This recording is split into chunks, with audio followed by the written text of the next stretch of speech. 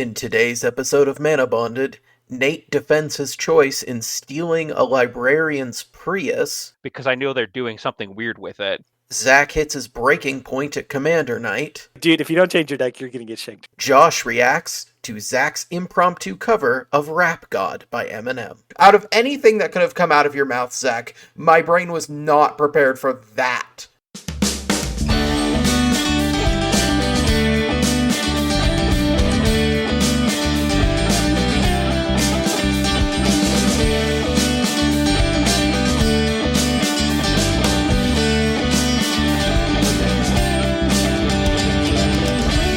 Hello everyone and welcome to Manabonded, the only Magic the Gathering podcast not secretly sponsored by Big Jelly Bean. My name is Josh and I'm joined by my two co-hosts, Nate and Zack. Say hey guys. Hey guys, have you seen my tinfoil hat? I seem to have misplaced it. Can't let Big Jelly Bean get in my head. Nope. Guys, they got me. Big Jelly Beans got me, guys. I can't make it out. What have you done, Zack? They found me in the dungeon. What? Oh, dang it. They found me. Nate, we gotta relocate. We have to relocate him immediately. It's true. Big Jelly Beans coming. Can't let Big Jelly black Bean licorice hold ones. Is this just because I said that most jelly beans are trash? Wait, No, I Are actually you agree with are you trying to say Zack's trash? Or are you trying to say is Dungeon's trash?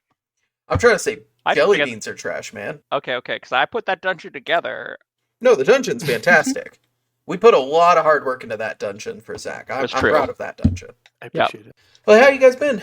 We're doing a little bit of a Uh, weird recording schedule this week due to some personal things, namely my wife's birthday interrupting our normal recording day. So it hasn't been quite a week since we've last talked. You have a wife? It is not. Oh yeah, Yeah. Oh yeah. It's all coming together. it's wonderful. It's a good time. And then pretty soon, so will you. Have a wife at it. Ooh. Oh wait, yeah.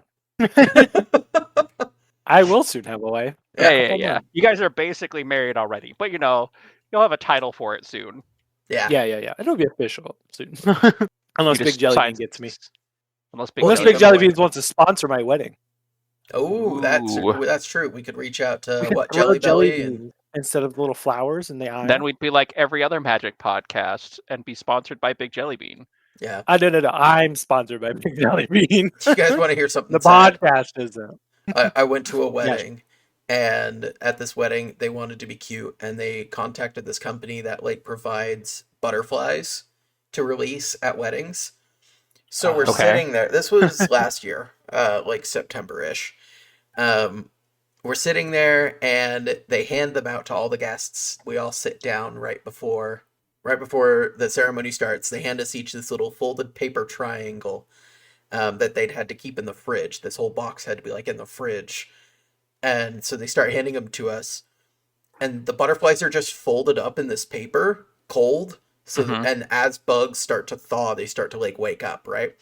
Well, we're sitting there as the ceremony is progressing, and I can feel and hear the scrabbling of little butterflies all around me in their little paper triangle prisons. All of them desperately trying to escape. And I'm just sitting there oh, this is creepy. This is terrifying. And finally it comes for the time for us to release the butterflies. So we all kind of gently unfold our paper triangles. And about 50% of the butterflies just sit there stunned. Yeah, it's kind of like we threw a flashbang at them. They were trapped in the dark, didn't know what was going on. Suddenly there's light and they're all and people were chucking them in the air to try to get them to go. And the butterflies would go up a little bit and then land on the ground. But slowly they started to fly away, right? And not 3 minutes go by after we're trying to get these to fly that there's 17 birds circling the whole service, man. Oh man. I felt so bad. We basically just brought a full meal for these birds. Oh, that's great. Thankfully, I think the company they did work with gave us only native species. So they didn't provide anything that wasn't native to the area. So we didn't accidentally introduce some sort of invasive butterfly species. It was a nice thought. And for the couple butterflies that did make it out, it was nice. But, yeah, we kind of just ended up creating a feast for birds. Heck yeah. I'm sure the birds were very appreciative. Covered in butterflies or smothered by rabbits? Butterflies. Well, am I safe from harm either way, or is it just like take the risk? You won't die from either one. It's like fear factor, I would think. Like that's in my mind what I'm thinking. Okay, neither one will Get me kill them butterflies. The butterflies are probably the safest, but they'll also probably feel the most uncomfortable. Because I don't know if you guys have been to the Boise Zoo when they do their butterfly exhibit. I actually have.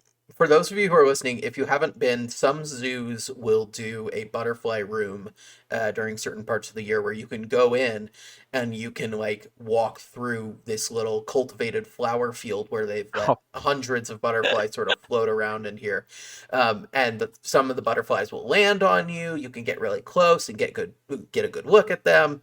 I went there as a kid and I remember having multiple butterflies landing on me and trying to like fight the urge to swipe them off of me.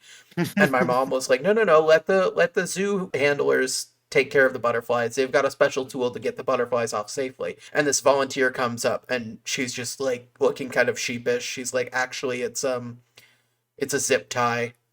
And she just takes a zip tie and slides it down my arm and all the butterflies fly off. That's kind of funny. It was really cool. That's great. And if you have the chance to go to a zoo that has a butterfly room, do it. They are pretty cool. You heard it here first. Josh, our podcast host, hates butterflies. Wants to smash them as they land on him. Nah, Get them. It's true. Butterflies are nice. Cancel this guy. Cancel this guy. This guy enough, hates butterflies. That you talking about the butterfly room reminded me of a trip I did this last year. So I have a friend that works at Disney World, and Is that a cool job? I was like, I've never been there before, right? She likes it because she works in the stores and they pay for school. Oh, that's always So a bonus. It's not a career thing for her. She's like, I'm doing this because it's fun and I get to experience the parks all the time. And then once I'm done with this, I can, move to a place where I want to live more and have school paid for while I'm working here. But she is really afraid of a lot of different things. She doesn't like stingrays or manta rays. She doesn't like a lot of bugs. And so there's a few things that I noticed that we avoided.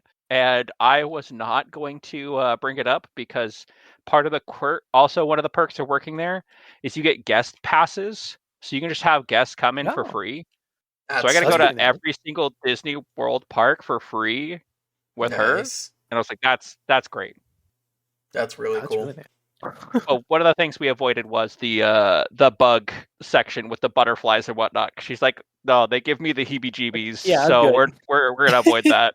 I get it. You just need to take Josh so he could kill the butterflies before they land. I'm not gonna kill the butterflies. This episode is now sponsored by the Anti-Butterfly Coalition.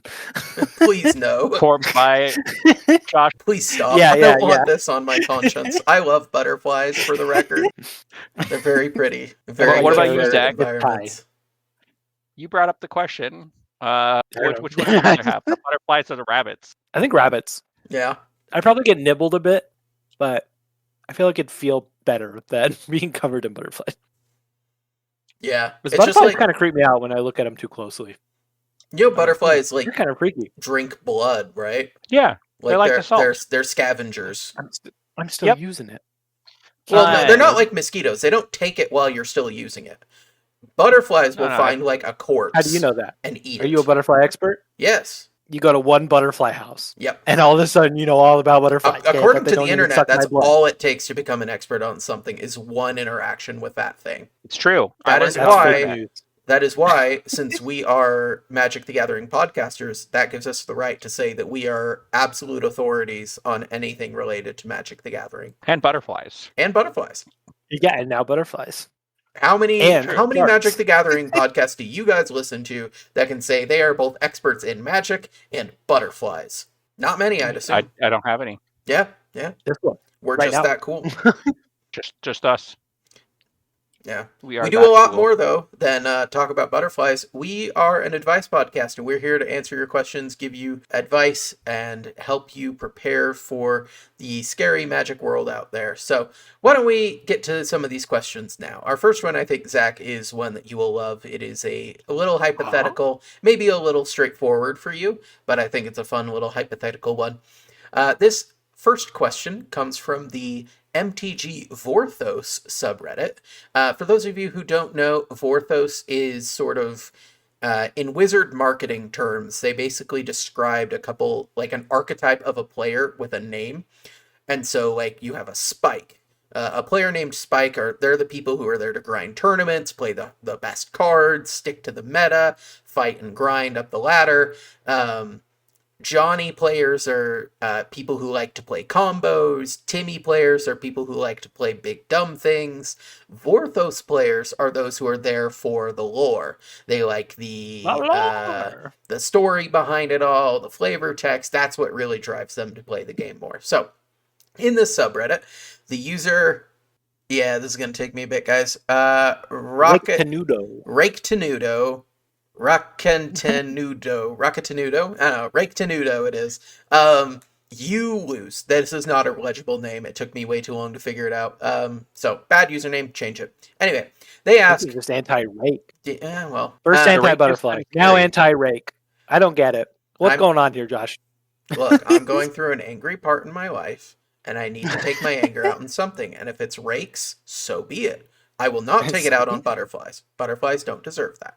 Anyway, Rake Tenudo asks, you can cast exactly one Magic the Gathering spell in real life. Which one do you pick? They say, you wake up one morning and discover you've been imbued with a temporary spark of power. Add one colorless, one white, one blue, one black, one red, and one green. You may cast any one vintage legal, non-universes beyond spell. What happens? How do the card's rules text, mechanics, and flavor manifest in the real world? So we're given 6 mana, basically. One of every color plus a colorless. And you can play one spell. Just one. Wilbert plus. I only need one mana. Alright, what's your spell, Zach? What are you going for here? It's a black card. Instant spell. Where nothing remains. Don't do it. Everything is equally possible. Don't do it. I will become one with nothing and discard my hand because I have 2 of them and I don't need both. See, you're saying, with this brief spark of infinite power that you've been given, you want to use it to chop off your hand. Yeah, I can't do that in real life. What do you mean? You absolutely could do that in real life. Okay, now you guys are holding me back. Okay, right? Yeah. No, you can do that in real life if you're not a coward. This is so much cooler. This is such a cooler way to do it. Is it? No, that's the black card, not an Is it card. Oh man. I thought of one, but it doesn't work with the one of each color. Which one were you thinking? I want the enchantment that came out in the horror themed deck that at the beginning of your upkeep, you make a copy of the creature it's enchanting, and it's a 1/1. Oh. Just make clones of yourself? Yeah, let me just make clones of myself. It'd make life a lot easier because then I could just, that would be pretty nice. Do what I want and make my clone go to work. Wait, can I cast like infinite cards if the card is 0 mana? Or I think the stipulation is you get 1 You can card. only cast a 1. That's lame. Yeah. I got it. Would either of you like to volunteer without knowing what you're volunteering for? Sure, I'll do it. All right, Nate. Volunteer. Here's what I'm gonna do. Okay. I'm gonna kidnap you. I'm gonna keep you in my basement or with me in the dungeon. And I'm going to cast Curse of Opulence on you, and I'm gonna punch you a couple times and get some gold. And I'm gonna give you some of that gold, because I'm a nice guy. I care about you. Right. And we're both gonna be rich. That's Sick. so fun. Hey, gold's up right now too. So right, I was actually just searching for cards that make treasures to be like, all right, what am I casting? Yeah, how do I just make an infinite amount of money? Like, Curse of Opulence is great, and then we can get Josh in on it, and then we just have a fight pit. We all just get beat up, and we just get a bunch of money. We all curse each other with Curse of Opulence, and then we start a 3-man fight club, and we all just beat the tar out of each other and make a bunch of money that way. Yeah, okay. I'm liking this track we're on. Wait. Club show. We don't even have to hurt each other. Because if I've got Curse of Opulence and you punch me with a pillow, you're like a 0-1. You don't hurt me, but you still get the treasure. You just have a pillow fight and make a bunch of money. Legally, it does just say attack. So if I verbally attack you, does that count? Yeah, if we all just sit there calling each other names. I think I'd rather get punched a lot of the time, though. Emotional damage doesn't heal as easily. Emotional damage can hurt real bad. It is interesting that they also said like flavor text also comes to life, or like is a thing, right? In the little question, it's like how do the card's rules, text, mechanics, and flavor manifest in the real world? Oh, I mean, Curse of Opulence is a pretty easy one. Jingling coins back in many an eager hand. See, I'm trying to think of like a card that I could use to scry. Glimpse the future a little bit. Okay, what does scrying do in real life though? I think I get like a couple seconds, maybe a couple minutes insight into the future. Well, would it be a couple seconds or would it be like a day? Maybe it would be a day. I'm just picturing it like that. I have no idea what movie this is. I've seen clips of it, of like a Nicolas Cage movie where he can see 2 minutes into his own future. Maybe. I don't know. No, the movie is called Next. I love that movie. Okay. I'm just thinking something like that, where if I give myself the ability to scry, then I can just permanently see a couple minutes into my own future. Yeah. I love Nicolas Cage movies because just how Nicolas Cage is half the time, it's glorious. Like, I think he is hilarious when he's like doing full Nicolas Cage. It's like, all right, I know what I'm in for. It's not necessarily going to be the greatest movie, but it's going to be consistent. Yep. It's like good time. Fast and Furious movies, man. Turn off my brain and enjoy the ride. Yeah, they're all just a little weird. How does scry work in Magic? Because the deck is like our brain as a planeswalker, like our spells that we have access to, we just haven't quite used or gotten to yet. So is scrying just like scrolling through your brain to find information you don't remember or don't have access to? Like scrying, you got to see the cards. What is it? Yeah. So but like lore terms, right? Like the libraries are brain, right? When milling, it's usually like brain damage, right? That's true. It's more. Am I wrong here? It's more like shown as being forgetful, right? It's more of being told like, that's brain removing memory. Well, I'm thinking like physical, like punching somebody in the head, physical brain trauma. But this is more like Alzheimer's, I guess. Yeah. Are we giving dementia when I play a mill deck? Like, that sucks for you, dude. I guess that's not very nice. I'm playing a dementia deck.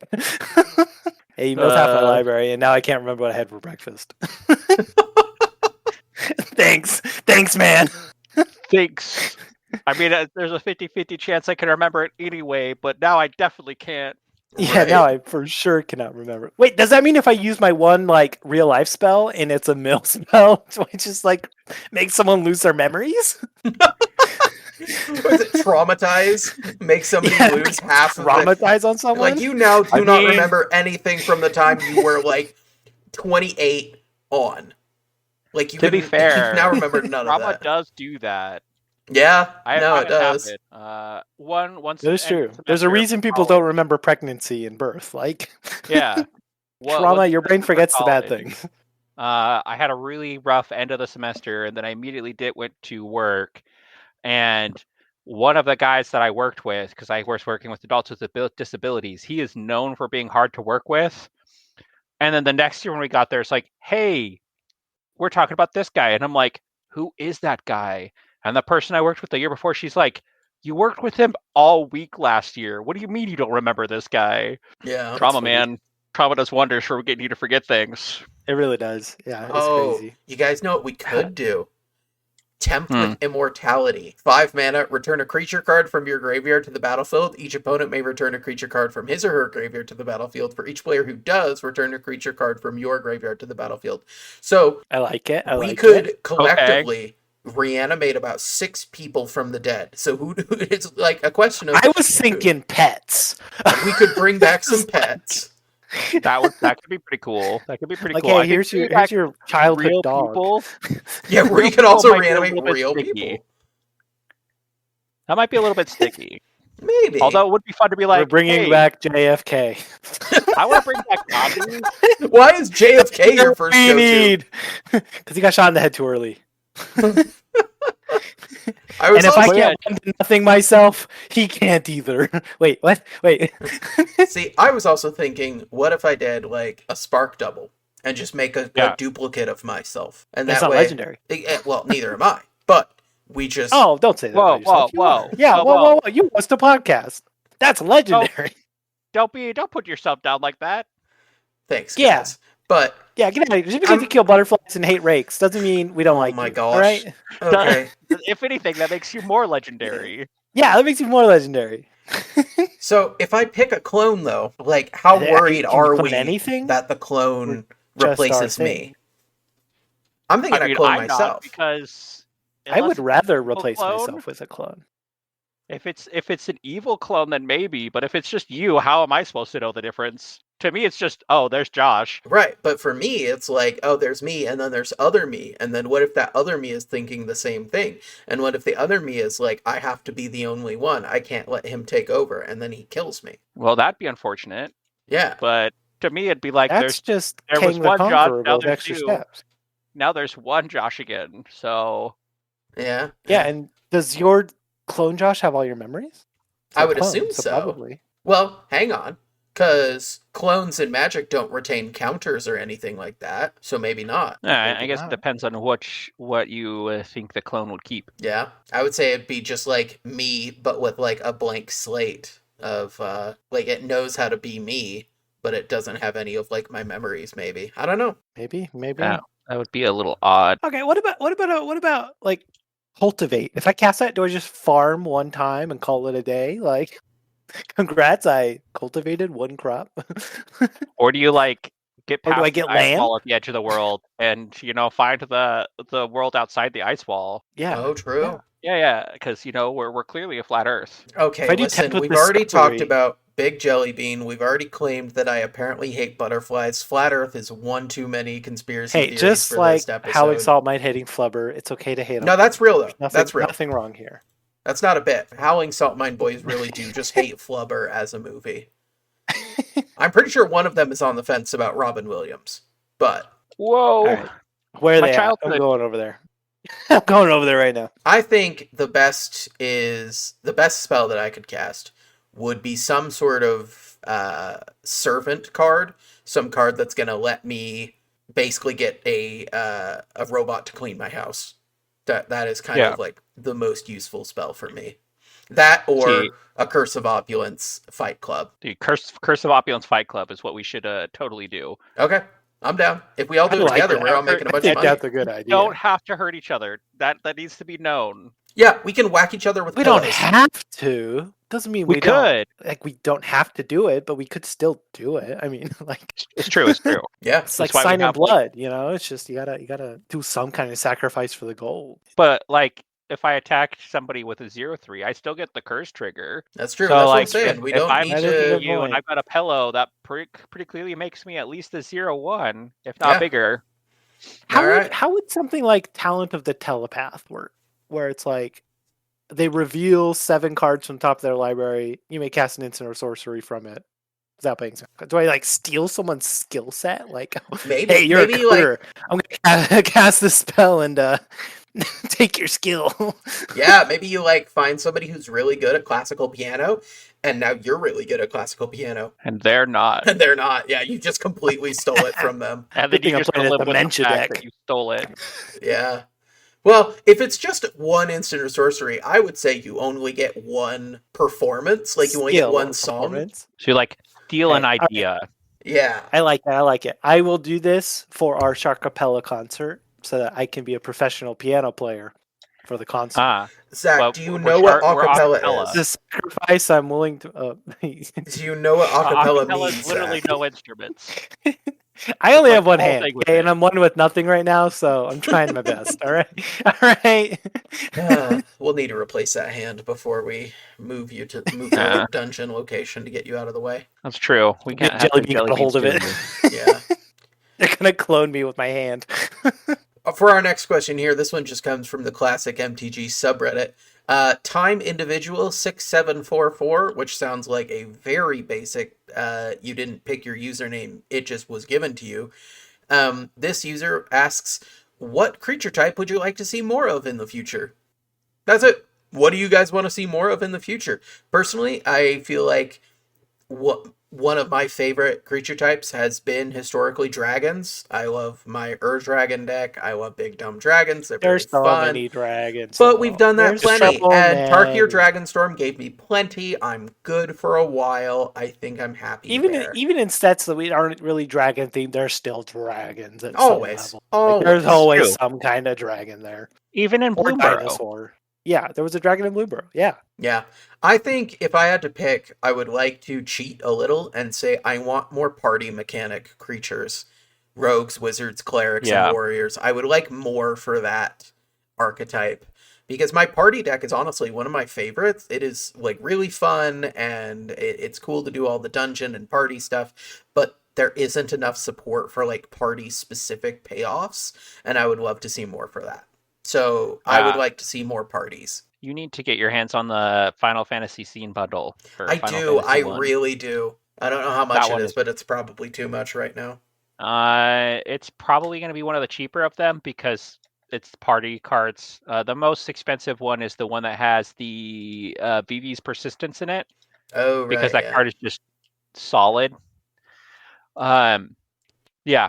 I have a clear one because I also love dragons. I will watch basically anything with dragons in it ever. But you go so far to say that you're a fan of like House of the Dragon. I actually haven't watched House of the Dragon yet, but I want to because I like dragons. Okay. I love dragons, and the dragons look cool in that show. How to Train Your Dragon is my favorite movie series of all time. That's a fun one. But I agree that we get dragons all the time. One thing that we don't get, and I'm a little upsetty that we only got it in a card, not actually one of them printed. I want more Noggles, gosh dang it. Give me the little donkey guys. If you don't know what a Noggle is, and you've seen the animated Pinocchio movie, when the boys are naughty and they start turning into donkeys, but they can still walk on two legs, that's basically a Noggle. They're a humanoid race that comes from Lorwyn, and the only card that we have that really references them is Form of the Noggle, which makes something into a 1/1 and lose all its abilities. Okay. So I just think they look goofy and they're hilarious. We've only got 4 of them, I think, total. I'd like to see more of those guys. Yeah. All right, Zach, what are you wishing for more of? There's only one correct answer. Oh, is there? And it's capybaras. We only have one. We need more. Give me more capybaras. Give me a capybara commander. That is true. We only have a single capybara. Give me like all-seeing Lord capybara. It's 5 colors, and all capybaras gain every keyword in existence. But there's only the one capybara card that's not the commander capybara, so it's balanced. It's fair and balanced because there's like yeah, because you only have one card that really benefits. Yep, I agree with this message. Yeah, give me more capybaras. They're adorable. They're popular right now. They're the in thing. It's true. Yeah. Or more crabs. Crabs are cute. Crabs. Would also I'm not just saying that because I'm a Cancer, but crabs. Give me more crabs. Don't take that out of context. All the weird jokes. I don't want crabs in real life. Just You can make all the weird jokes about crabs. That was a quick one, but this one will probably take us a while to fix because we are also bad at this one. So, on the Magic the Gathering subreddit instead. Oh, true. I bet we can find one.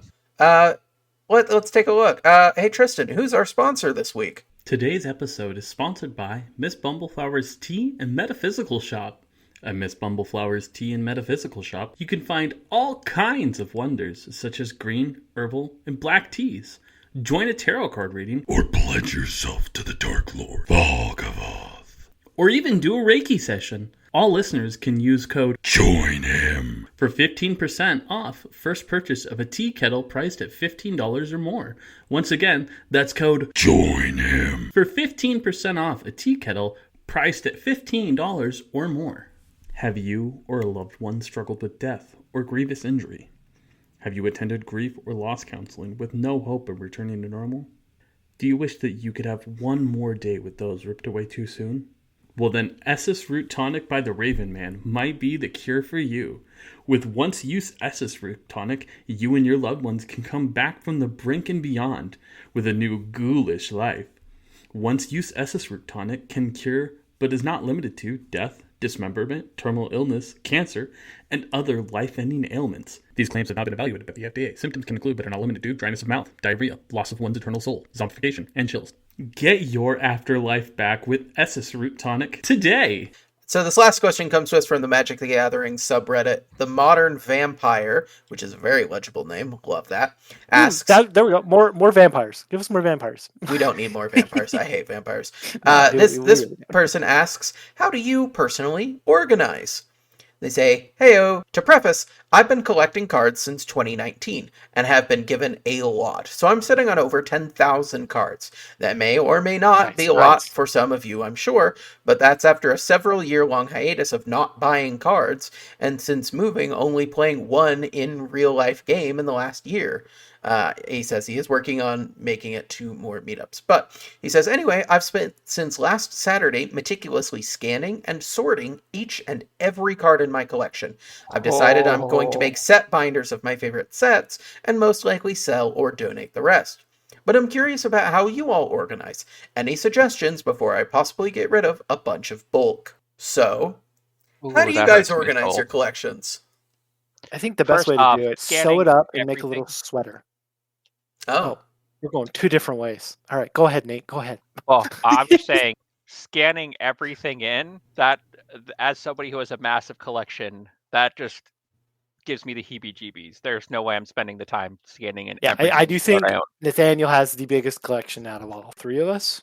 Like, just the most cards. Yes, that is what happens when you've been playing the longest. Yes. Whoa. Okay, yeah, that's you can't prove that. All right, you don't know how long I've been playing. I do actually. Sure I've been playing longer than legally. You can't prove that. All right, you can't prove that. Show me the proof, and I'll change my mind. But I started playing in 2002. All right, that's just one person's testimony. All right, I can't just believe that out willy nilly. All right, it's true. I could be lying to you. Yeah. Just because you're older than me doesn't mean you played longer. It means he could have. But yeah, you're talking about sewing up stuff, Zach? I was. What you should do is take your bulk and sew up a nice little sweater that you can wear outside. Start making some clothing out of your cards. It's a good use of recycling the cardboard that you're not using, and you get a sick outfit that you can wear to tournaments. That is true. A buddy and I had a box of a bunch of bulk that we went, cool, this is a bunch of bulk. It's our fire starter, because we were living in Rexburg at the time, and if power went out, hilarious. That's a good idea. Start a fire. You guys remember the movie The Day After Tomorrow? Where they had to burn books to survive? That's us with magic cards. We're never going to run out of fuel. Never going to run out of fuel. We are bringing up bad movies that I absolutely love tonight, and I am here for it. Hey, as long as we stay off of Velocipaster, I'm okay. Oh man, I haven't seen that. That and Kung Fury are the two best movies to ever come out. All right, that and Kung Fury are the two best movies. Oh man, yeah, so many bangers. My organization has not been good, like, at all. I've got a couple of those big white lined boxes that I've been using. I've got some of those. I've got some old paper boxes, for printer paper. I've got a bunch of those bulk boxes, and they're just filled with loose cards and sometimes some old gift bundles or some old fat pack boxes just strewn all over. So my organization isn't great, but what I've tried to do is keep most of my playable cards in one great big box. that I can pull from to brew and to build things, and to pull from other decks to tear them down if I feel like they're not being played enough. And then if I ever feel like, hey, didn't I have like that specific common or uncommon? I just go through all of the boxes one at a time until I find them. And in the way, I find like a bunch of other playable commons and uncommons that I'm not using, and I put them all into the big box. And slowly, the big box will be full, and I'll need a second big box to carry it all in. I have a similar thing. Mine is a little bit more extensive, also partially due to the fact that I am the whale of the group, thus the whale shark. Almost every single set, I will end up with about 800 cards for the new set, something like that. And luckily, the card shop where I play at most of the time, they have a little promo that they do to try and get people to use their sorting machine, where you get $10 off your sort for the new set that came out. So what that ends up basically being is they will sort everything that you got from the weekend for about $10. Nice. And you can sort it by color and alphabetical. That's pretty good. Since that's happened, all my commons and uncommons are super organized because I do that. I'm already spending a couple $100 over the previous weekend, if not close to 500, depending on the set. It's another $10. What's another $10 on top of that? Yeah. Be financially responsible, listeners. Don't be like me. But I will do that. I also, for older cards, I have a bunch of boxes that I call the I might play this someday box, where I have uncommons and commons that go into these boxes, and they are cards that have effects that are similar to cards I play all the time. Counter spells that do weird things, bounce spells that have weird little add-ons, stuff like that. And I put those in a separate box, and then I just have basically everything else chilling in bulk boxes, those big paper boxes. Aside from my rares and mythics, they go into their own boxes, gift boxes from the old school Magic that are just full of random rares from all over the place. Basically sort those into color, and then later sort them into high value, low value. Yeah. I'm personally a little bit different. When I organize my cards, I like to organize them together so that they match pretty well. Any of the cards that have Magic the Gathering and then 5 little circles on the back and the deck master, I definitely try to make sure that all of the ones that have that back are all together. Excellent. So that I don't lose anything. Right. Because I want them all to match. So the ones that have the Magic the Gathering symbol and then the 5 little orbs, it's a little bit darker and brown on the back side. So I make sure all of those are together so I don't lose any cards that I need.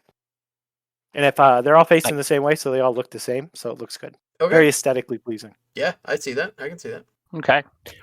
Realistically, though, don't throw away your cards. Yeah. Donate them to your local school or boys and girls clubs, like places where like youth, and then let them have those bulk cards that you would never play with, but like they can play with each other and make decks with them, or just donate them to like facilities like that, so people can learn more Magic and get into the game without having a financial barrier.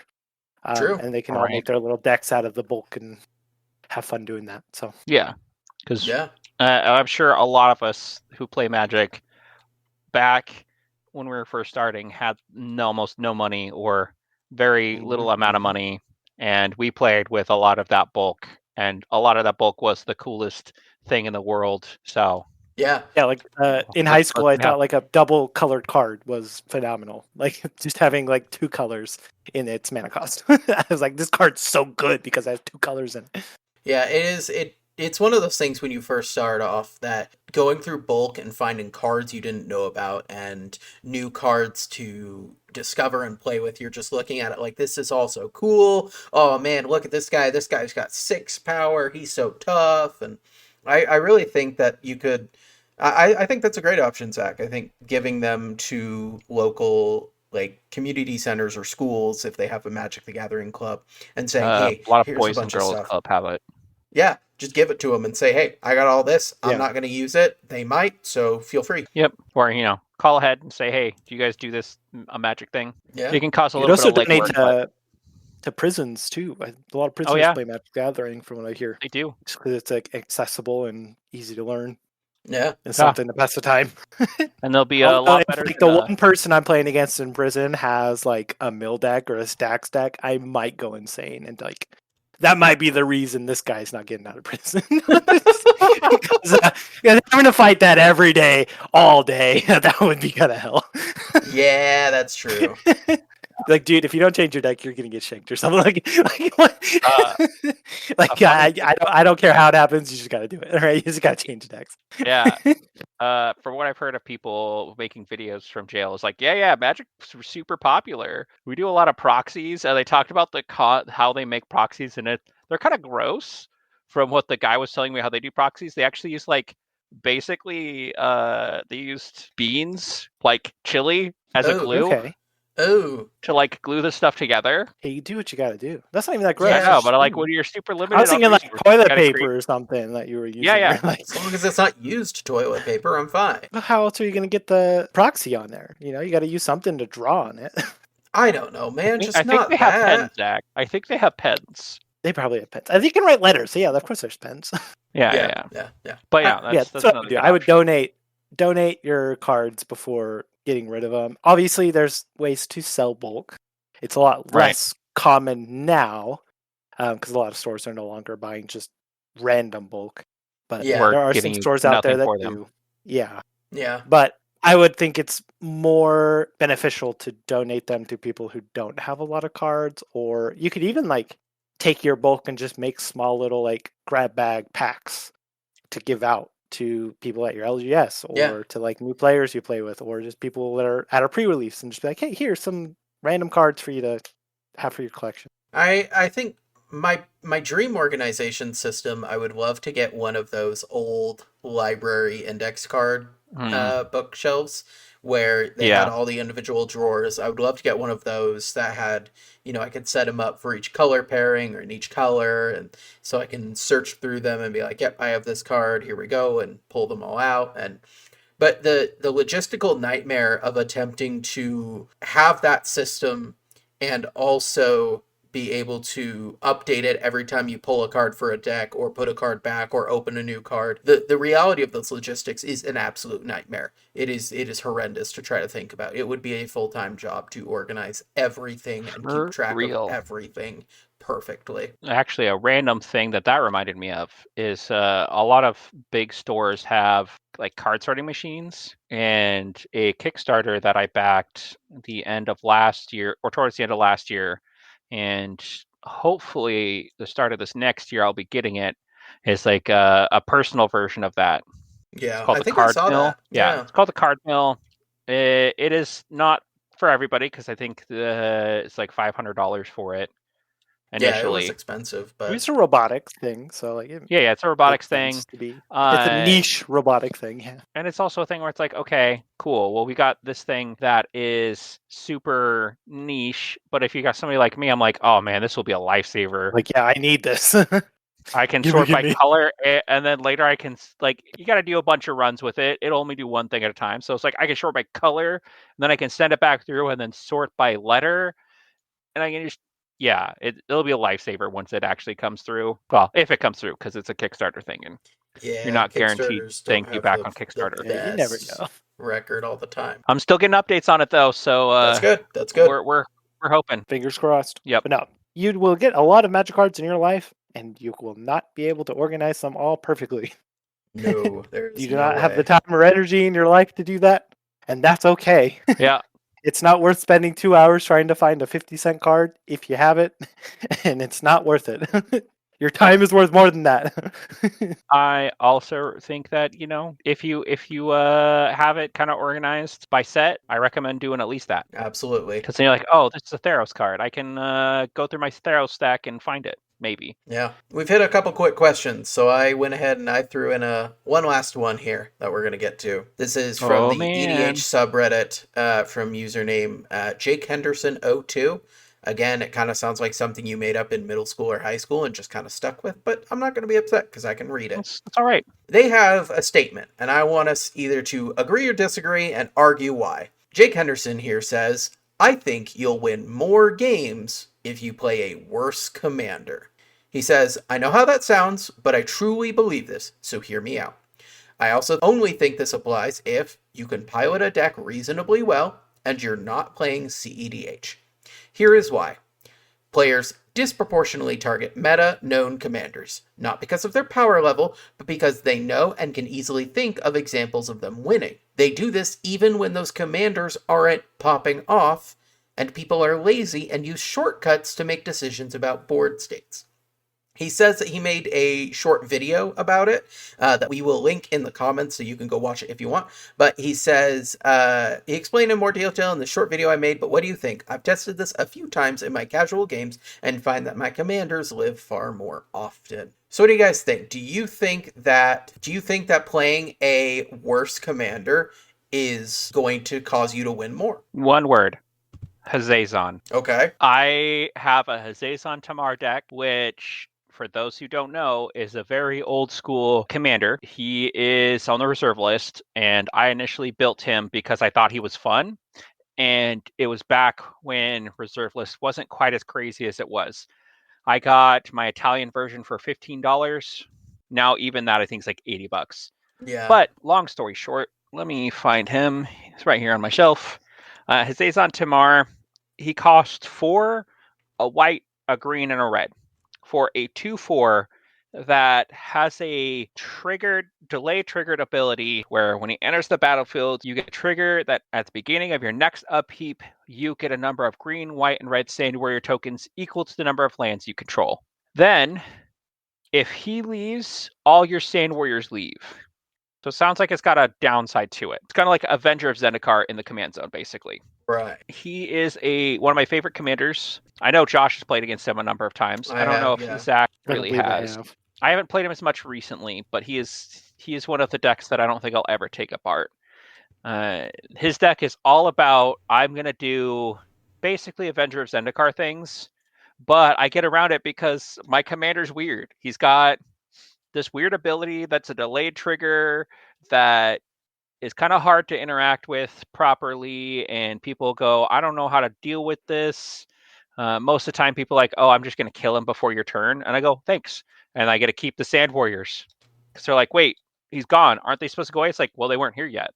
So they don't go away. So I think playing some of those unknown commanders is a great way to get some more wins out there. So I completely agree with this statement. Yeah. How do you feel, Zach? What are your thoughts here? I agree. I think the commander that you are playing is your first glimpse into what the deck's going to be. There's like commanders that have that notoriety of being like a scary commander.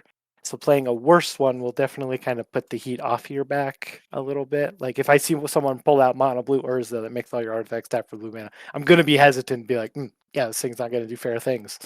Like if you're playing the white blue Urza and still trying to do a similar thing, it's not as scary, but you're still playing Urza. And so like it's kind of a choice there. I like this point of saying disproportionately target meta known commanders, and then also like even if your commander's not popping off, it doesn't matter for some commanders if it's popping off or not. You sometimes just have to kill it either way, just because it's that commander. Like Miriam, like the teamer dragon that copies all your dragons. Yes. I can let that live for a turn because I'm not going to live the next turn. Like I don't care if you're doing your thing because your thing's going to kill me, you know? Yep.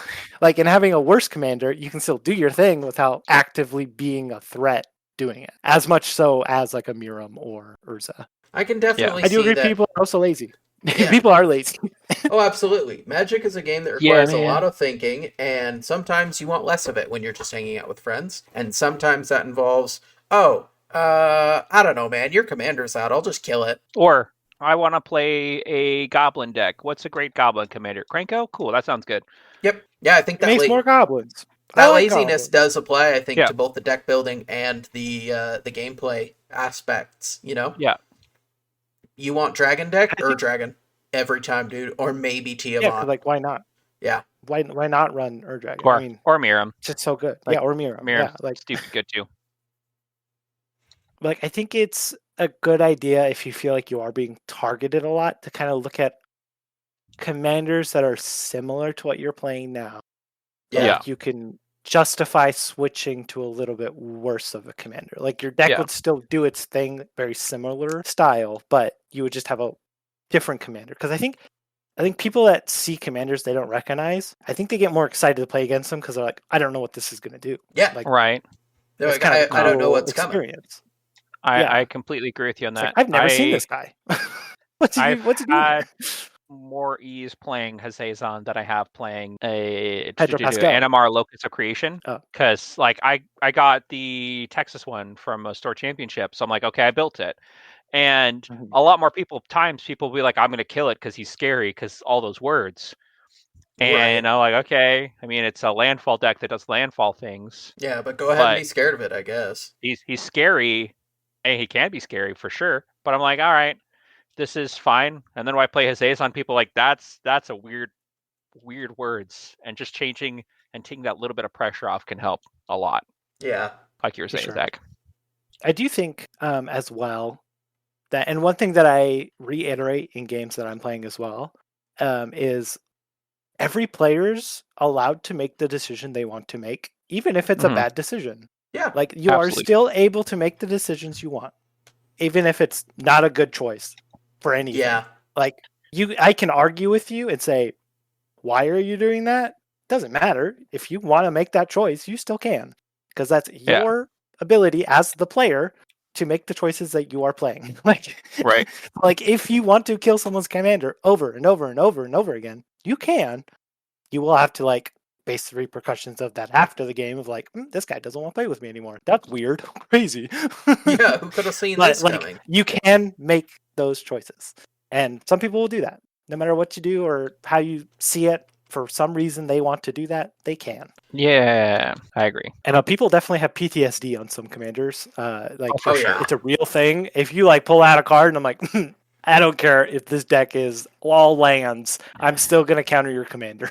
Every time. Yuriko does never gets to live. Ninjutsu.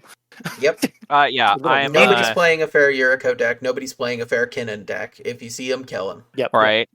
As a Kinnan pilot, I agree.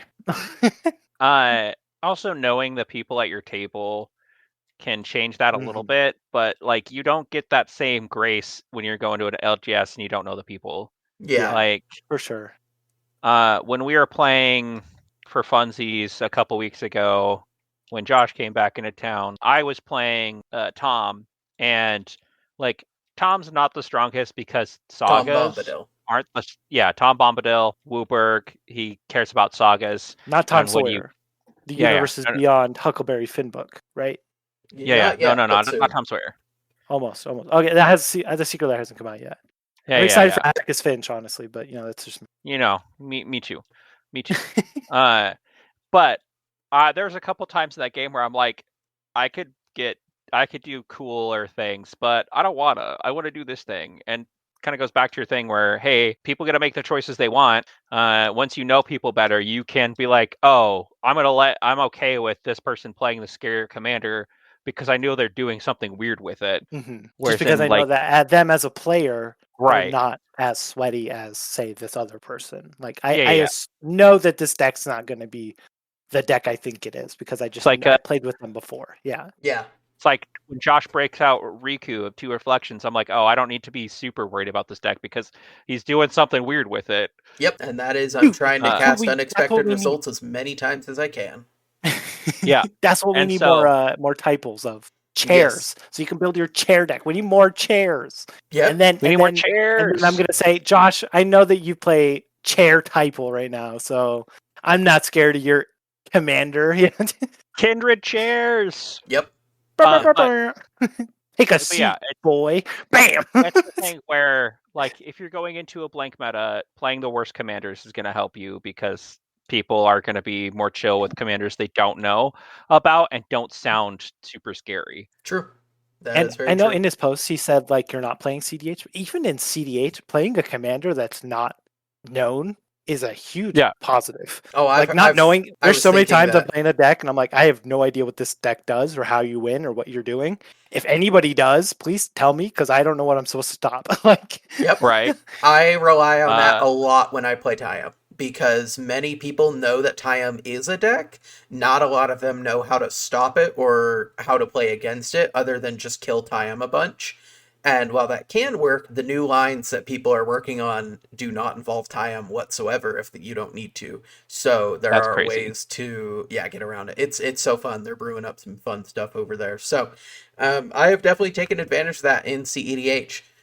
People will look at my board and say, I don't know what's going on over there, but that Kinnan has a Thrasios out, so I'm going to get rid of that.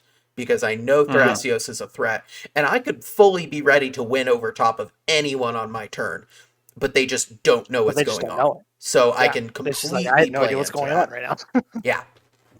Yeah. So being different's not bad. Be different. No. It's okay to be different. Absolutely. It's always okay always a great lesson. Actually, kind of recommended to be different. There's already one of me, and there's one Zack, and there's one Nate. Don't try to be us, try to be you. Yeah, you don't want to be Zack, though, because he's got one hand. Yeah, I don't Yeah, Zack's got one hand. He's insane. He's Big Jelly Beans. I coughed a little bit earlier, and I almost threw up a little, so, like, yeah, I don't want to be me. It's not I have tummy issues a lot, so, don't want to be me. Don't want to deal with those tummy issues. Big Jelly Beans sponsoring me now, so, like, you don't want that. Not a problem. Yeah. Well, let's go ahead and move on to the end step here. We've got some fun stuff to talk about.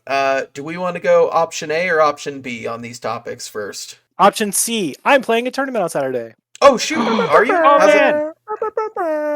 All right. It's a Saturday for I'm going to that one. The Gem State crew is putting on a CDH tournament. So yeah, I've got quite a few friends going as well. So that's going to be nice. Got quite a few, like, constant listeners to the podcast, so it'll be a fun time. So you on Kinnan again for shout this? out our homies.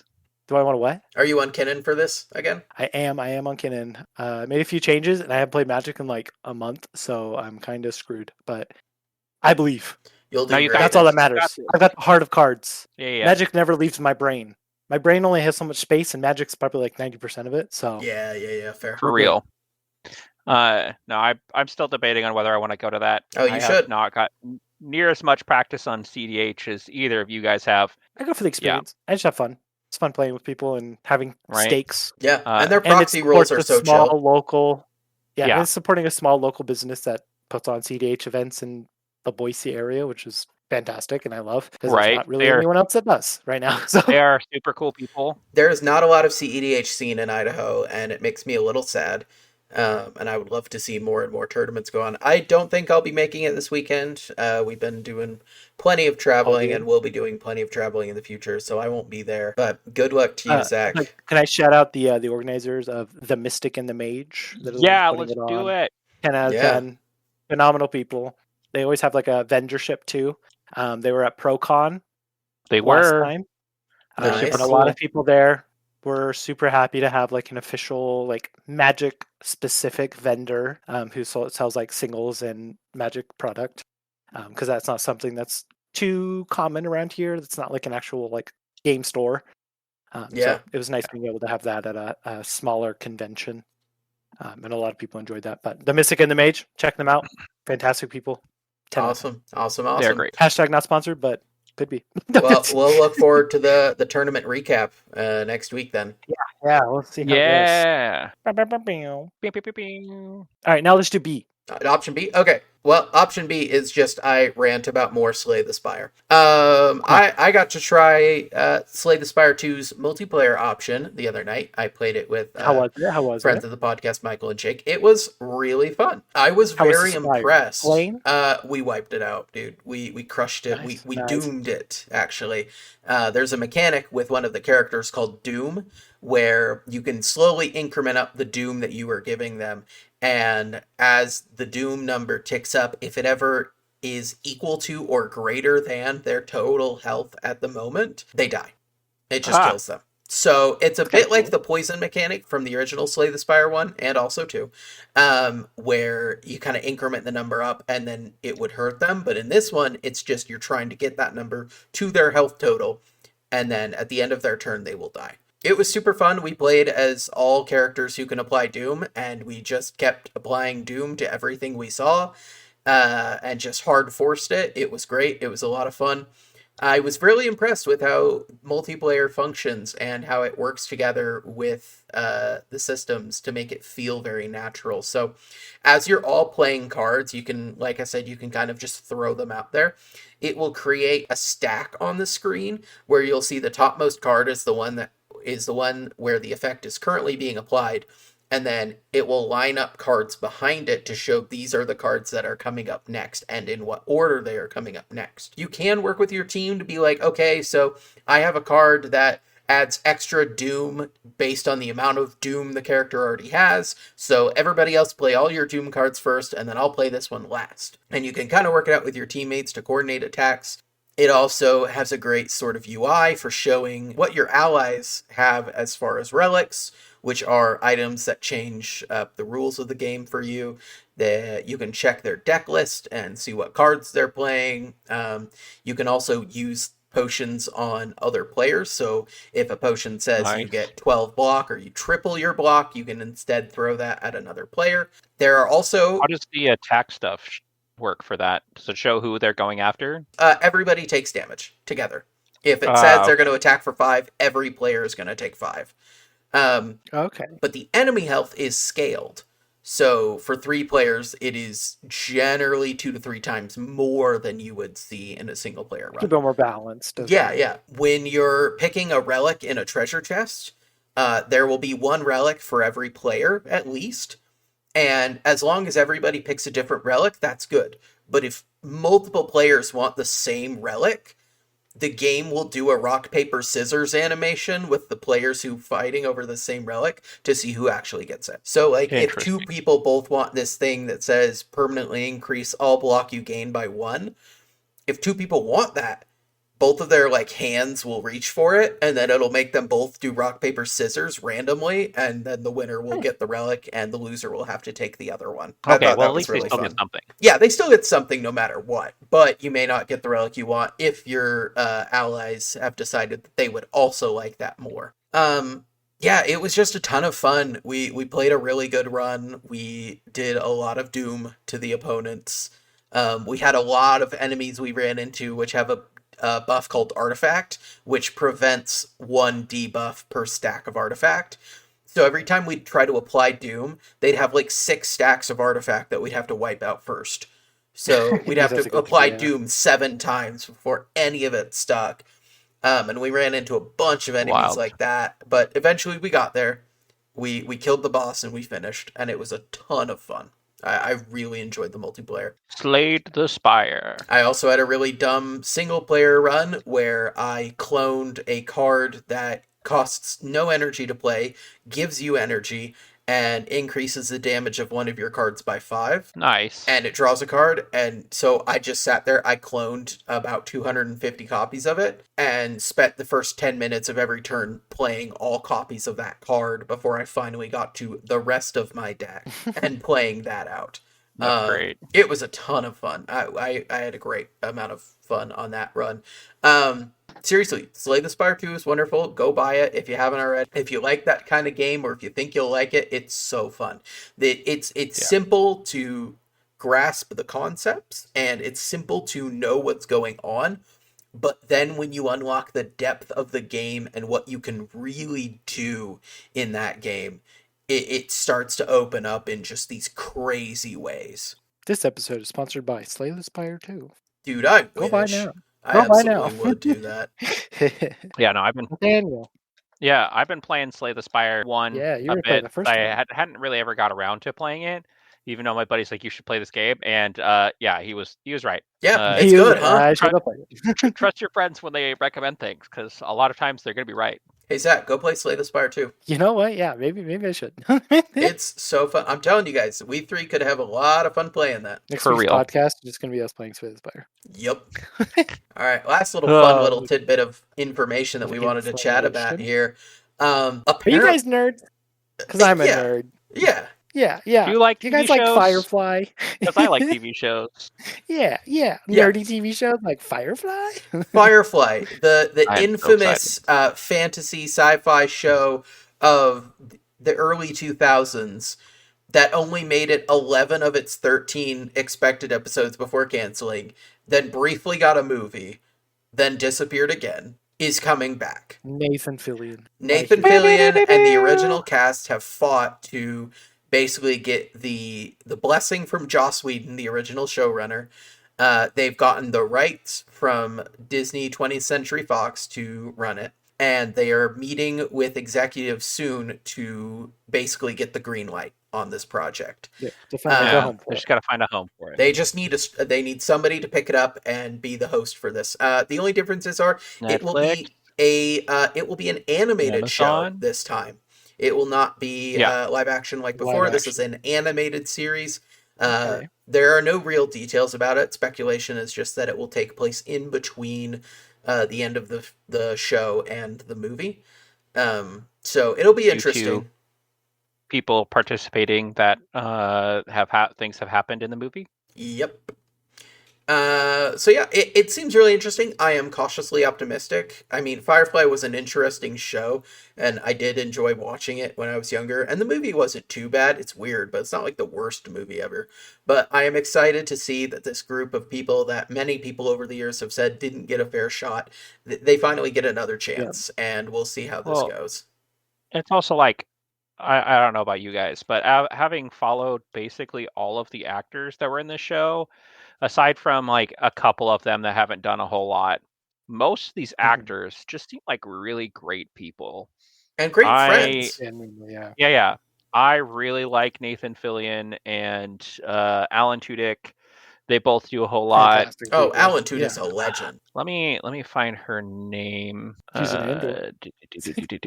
Oh, I think it's the Jules. first mate? No. Okay.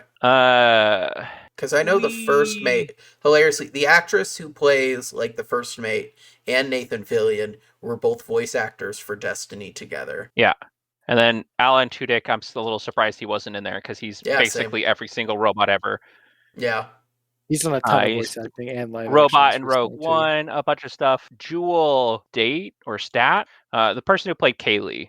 Yes. I've seen her in a number of things since then. Notably, she was in Stargate Atlantis for a couple different things in there, and I'm a huge Stargate fan. She's done a number of other things that I can't name off the top of my head, but fantastic. Just a fantastic group of people. I love it. Yeah. You know what would be a sick crossover to throw us off track completely here? What's that? What? Stargate and the Magic Treehouse. Oh, sick. What? That would be cool. Right? Right? So what? Cool. It makes sense, you know? Just think about it. Explain. No. Explain that. The Magic Treehouse is a Stargate that the kids didn't know was a Stargate. Yeah, and that's why they can go places and go in time. They teleport at different times and places. My head is hurting here, Josh. All right, first is the butterflies and the rakes, hey, and now you don't even think I Magic love Magic Treehouse. Are really I read all of those books, but I am just like, that is a connection that my brain was not ready to put together right now. Get ready, yeah. It was not even close to. Out of anything that could have come out of your mouth, Zach, my brain was not prepared for that to be the thing that came out. Yeah. No, but the more I'm thinking about it, the more it's making sense. No, I'm with you. I'm with you. That thing, though, we're talking about things coming back. Stargate is also in the early stages of coming back for a new show, which I am just about personally to ask if there's anything coming out for Stargate. So that's cool. Because I have been rewatching SG-1 recently. We talked about it a little bit before the start of it. I've seen all the shows multiple times. They have a number of movies. The original Stargate movie is a classic that has probably been seen more than any of the shows, and it's the one that most people are familiar with, even if they don't know the show was a thing. I'm a little surprised, though, because, I also think Stargate might be a little bit of an older people show, because for Stargate SG-1, they have MacGyver. Oh, wow. The actor who played MacGyver, the original MacGyver, is the main character for basically all of Stargate. Well, the first 9 seasons. It's fun. I'm excited that we get these classic franchises coming back with promising looking things. I feel like we're in like the era of rerunning like old shows. Yeah. Like we're getting Malcolm in the Middle back, we're getting Scrubs back, we're getting like Stargate back, Firefly's coming back, King of the Hill's coming back. Yeah. Like Buffy the Vampire Slayer was coming back and they canceled that, but it was coming back at one point. Yeah, I think Community's finally getting their back movie. Into Community's getting the movie. Just feel like we're in the era of nostalgia almost of like, man, take me back to those days. When the times are as they are, we all wish for the times before. 8:44. Something like that. I think that will do it for us today. We'll go ahead and we'll move now to our cleanup step and shout out a few things. If you have questions you want to submit to us, you can send them over to us at manabonded@gmail.com. We also accept questions through Discord, through any of our social media links that are available in the link tree in the description. You should also give us ideas of where you want the Magic Treehouse to go next. It's true. Should they go to Chulak? Should they go to the Pegasus Galaxy and fight the Wraiths? Let us know. Maybe the Starship Enterprise. Yeah. I vote Tatooine. What if they go to Firefly? Oh, yeah. There we go. If you like music and you like the music at the start, or maybe you just enjoy hearing cool sounds, cool vibration, you can find Steve Brown, who made this wonderful track that you hear at the beginning and end of this episode, at stevebrownsongs.com. And if you like the art for our podcast, that was drawn by Shadow Aclopex.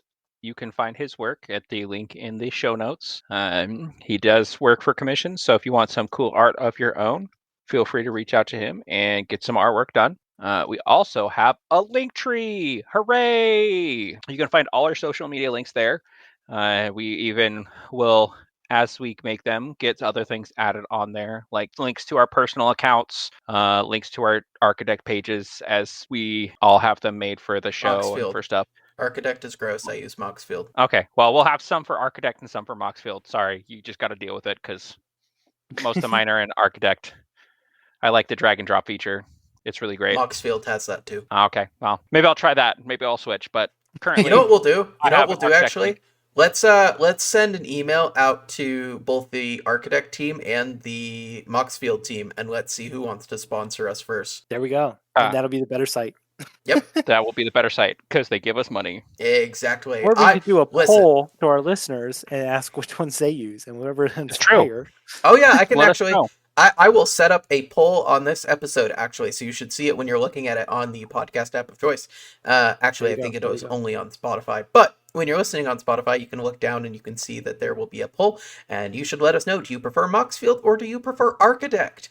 Just takes a quick tap. Or a different program that we don't know about. Yeah, I'll have an option for you to say other, and then you can tell us what that other is in the comment.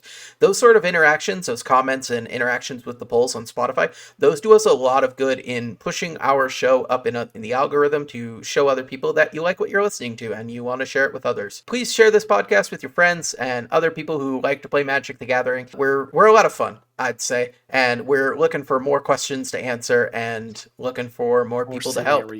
Yeah, more scenarios to advise on. We'll be there. Yeah, we need somewhere to go in our Magic Treehouse, so please. Or we'll be square. All right. Or we'll be square. I think that'll do it for us. So we will see you next week.